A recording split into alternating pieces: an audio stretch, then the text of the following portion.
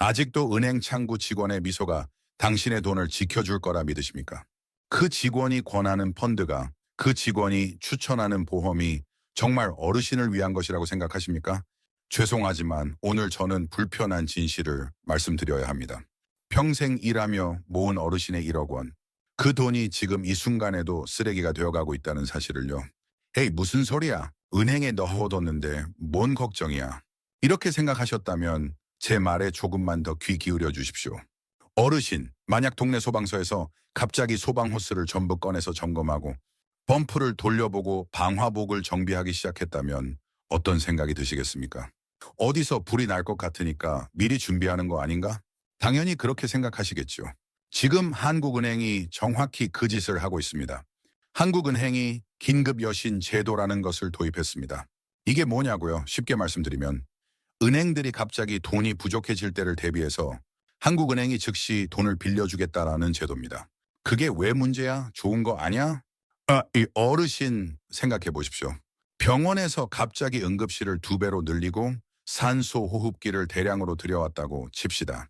그런데 걱정하지 마세요. 그냥 준비하는 겁니다. 라고 하면 어르신은 믿으시겠습니까? 당연히 무슨 전염병이 돌려나 보다 생각하시겠죠. 한국은행이 긴급 여신 제도를 도입한 건 뱅크런을 대비하는 겁니다.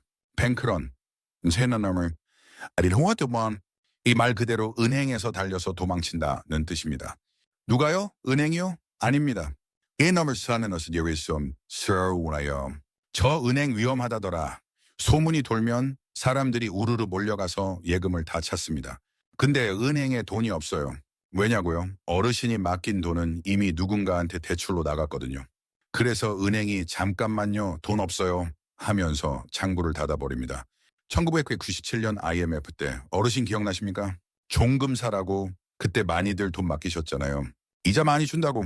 근데 하루아침에 문 닫았습니다. 줄 서서 울부짖던 사람들 기억나십니까?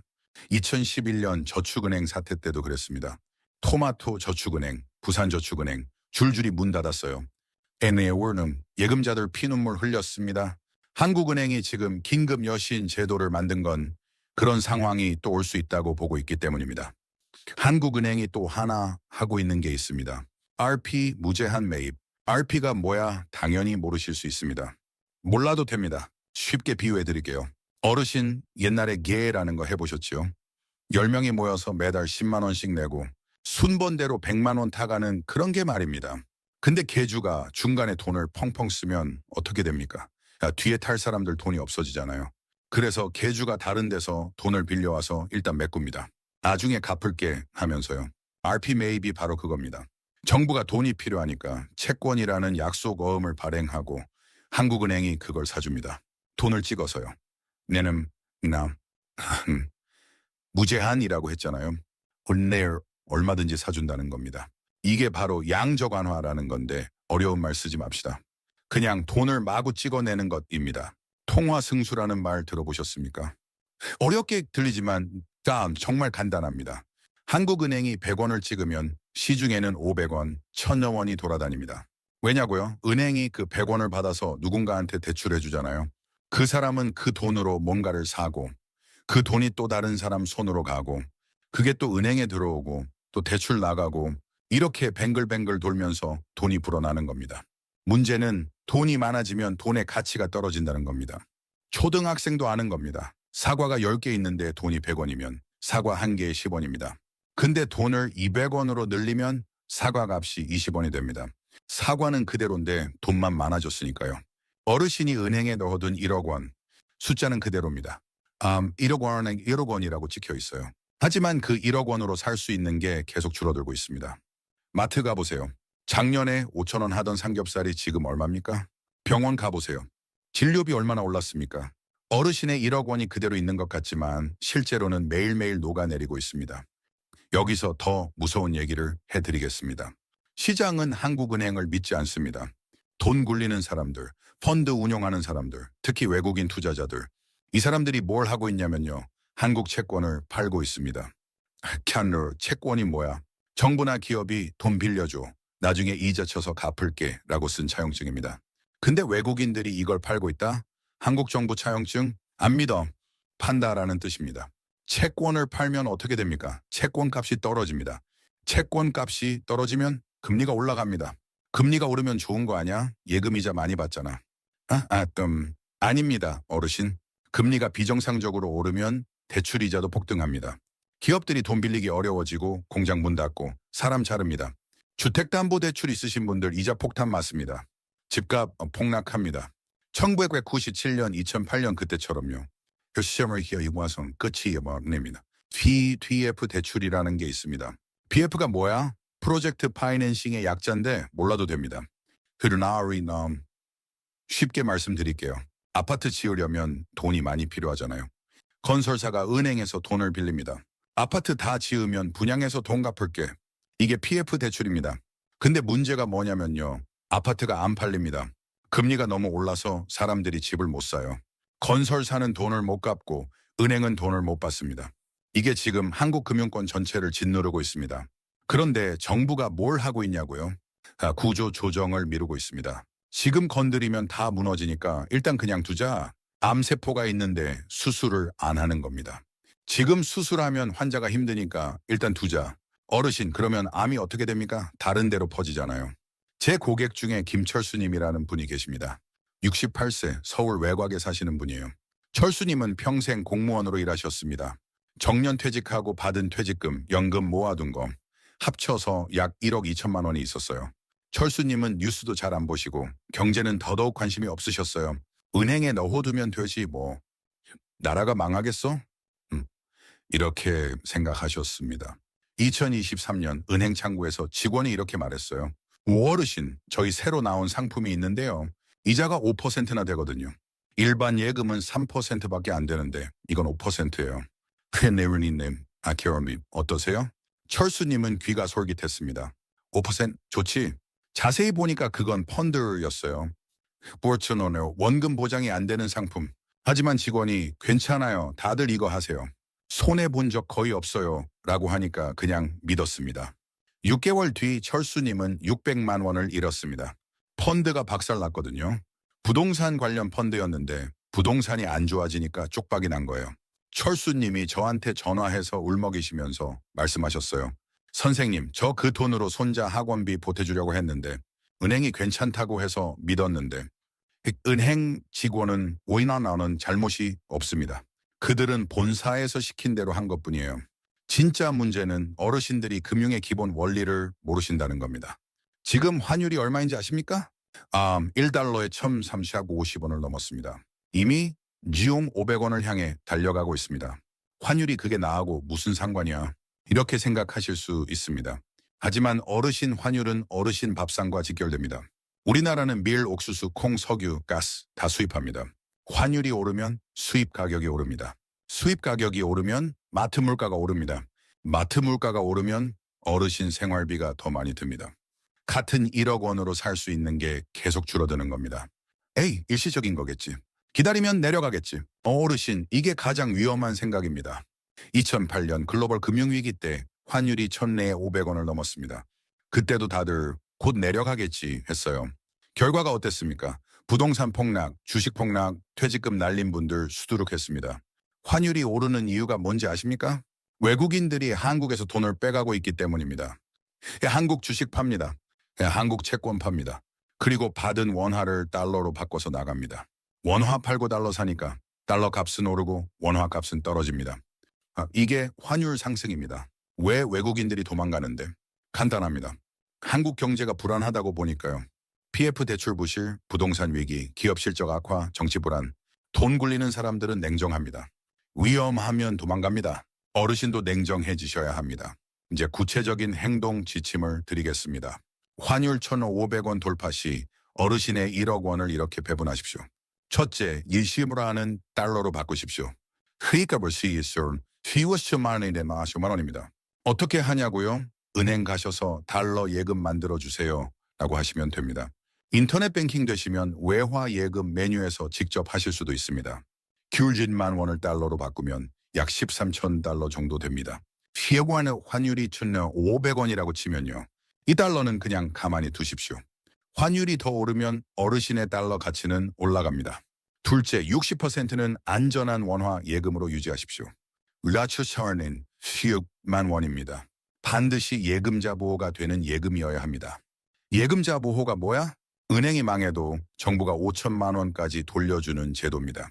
그러니까 6천만 원을 한 은행에 몰아넣지 마시고 두 은행에 3천만 원씩 나누어 넣으십시오. 왜 3천만 원이냐고요? 이자가 붙으면 5천만 원이 넘을 수 있으니까 여유를 두는 겁니다. 셋째, 20%는 생필품과 현금 확보에 쓰십시오. 하루사는 이규슈스맨 원입니다. 생필품? 네, 맞습니다. 쌀, 라면, 참기름, 된장, 고추장 같은 것들. 환율이 오르면 수입 물가가 먼저 오르고 그 다음에 국내 물가도 오릅니다. 지금 가격에 미리 사두시면 나중에 오른 값에 사지 않아도 됩니다.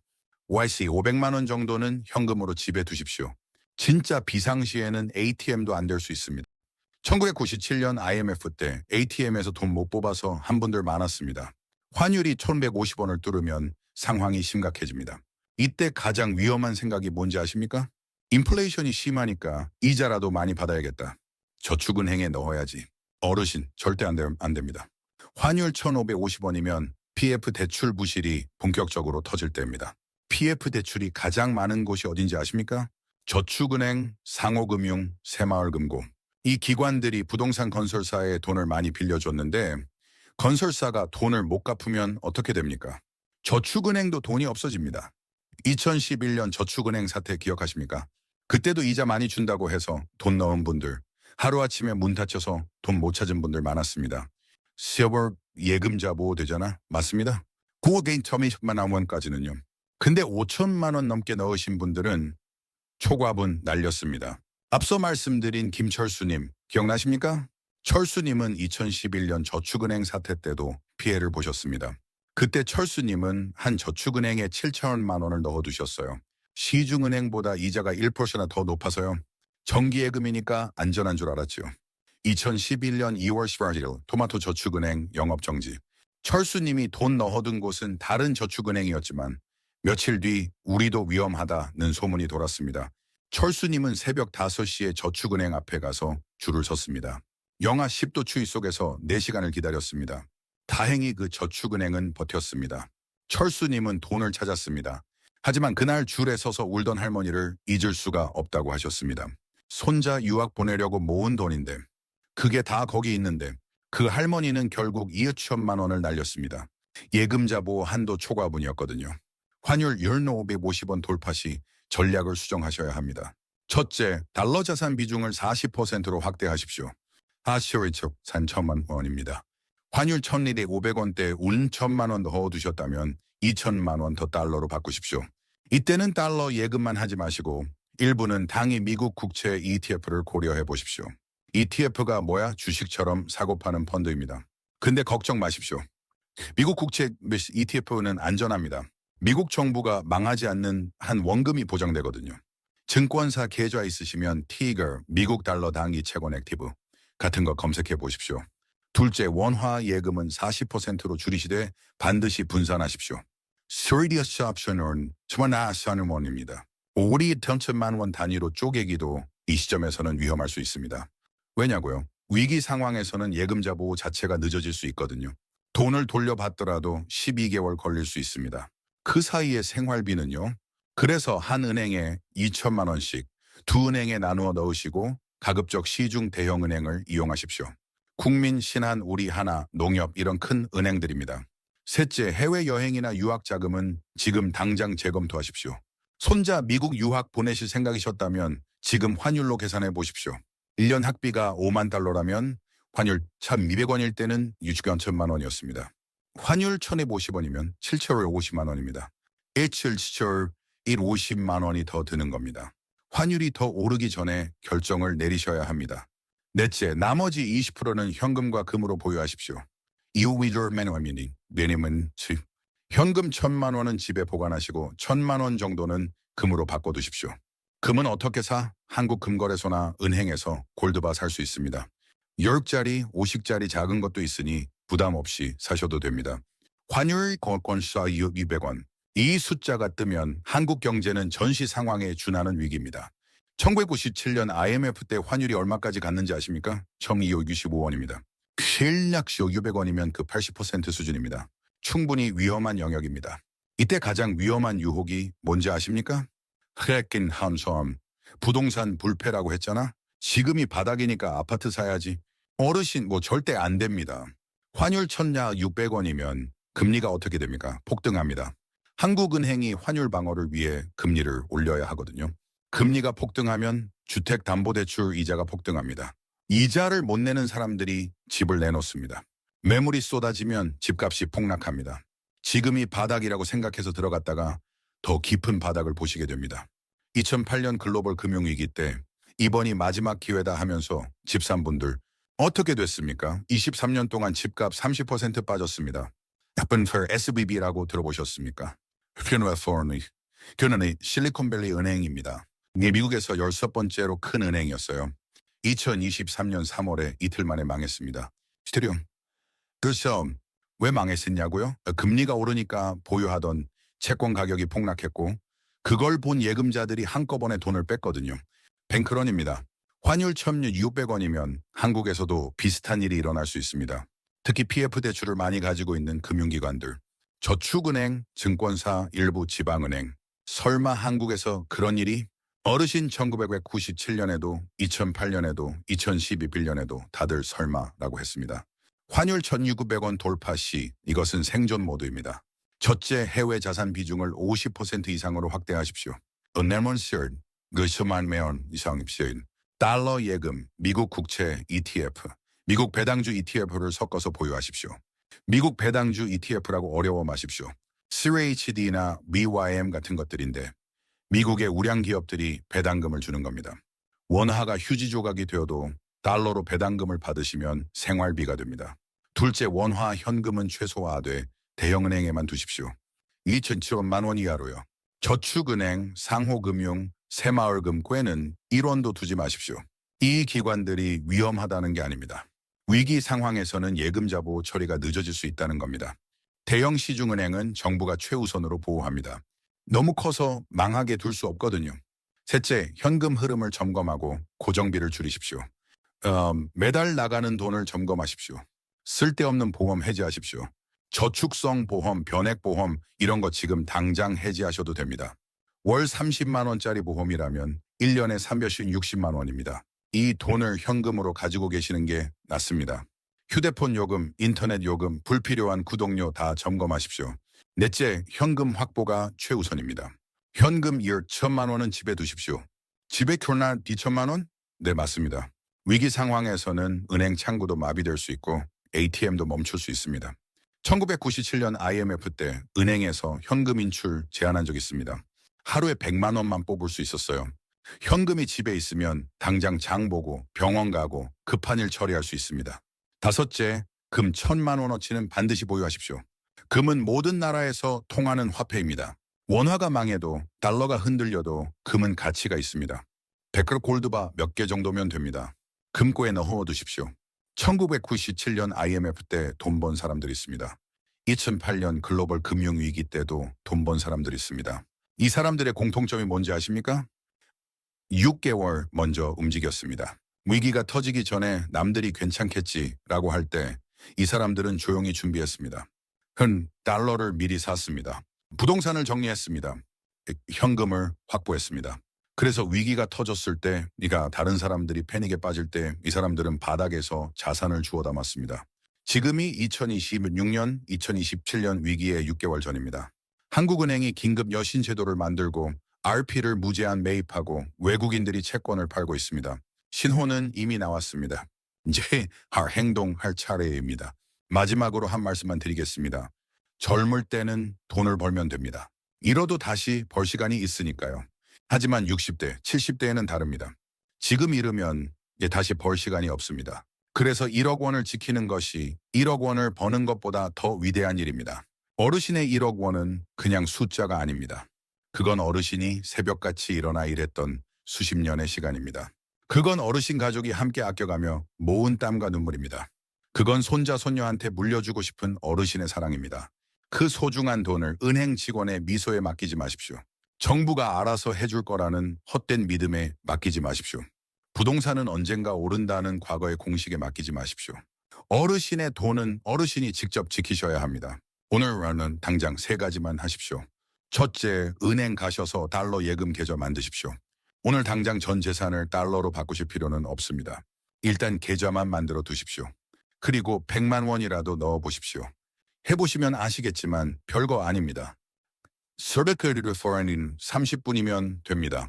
둘째, 집에 오셔서 통장 정리하십시오. 어디에 돈이 얼마 있는지 다 적어보십시오. 저축은행이나 새마을금고에 돈이 있으면 대형 시중은행으로 옮길 준비하십시오. 한 은행에 5원만 원 넘게 있으면 분산할 준비하십시오. 셋째, 마트 가셔서 쌀 10kg 사오십시오. 그게 뭔 도움이 돼? 라고 생각하실 수 있습니다. 하지만 이건 행동의 시작입니다. 쌀 한 포대를 사오시면 나는 준비하는 사람이라는 정체성이 생깁니다. 그 다음 행동이 더 쉬워집니다. 긴 이야기 들어주셔서 감사합니다. 불편하셨을 수도 있습니다. 은행도 못 믿어, 정부도 못 믿어, 화가 나셨을 수도 있습니다. 하지만 저는 어르신이 화나시는 게 어르신이 돈을 잃으시는 것보다 낫다고 생각합니다. 지금 준비하시면 위기가 와도 버틸 수 있습니다. 준비 안 하시면 위기가 왔을 때 아무것도 못 하십니다. 선택은 어르신의 것입니다. 하지만 저는 어르신이 준비하시는 쪽을 선택하시길 간절히 바랍니다. 어르신의 1억 원 반드시 지키시길 바랍니다. 감사합니다.